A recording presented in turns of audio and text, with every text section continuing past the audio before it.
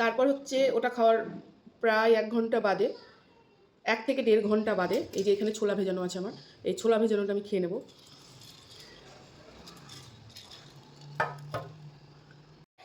তারপরে ছোলা ভেজাটা খাওয়ার 1 ঘন্টা বাদে, 1 ঘন্টা আধা ঘন্টা যাই হোক 45 মিনিট একটু গ্যাপ দিয়ে আর কি, তারপরে আমি এখানে খাই হচ্ছে, এটা হচ্ছে ব্ল্যাক মানে কফি খাবো, কফি বলতে দুধ দিয়ে না, তাই বলে শুধু ব্ল্যাক কফি, শুধু গরম জল দিয়ে, কোনো চিনি বা কোনো মধু কোনো কিচ্ছু অ্যাড হবে না এটার সাথে, শুধু কফিটা নেব আর এর মধ্যে একটু গরম জল নিয়ে নেব।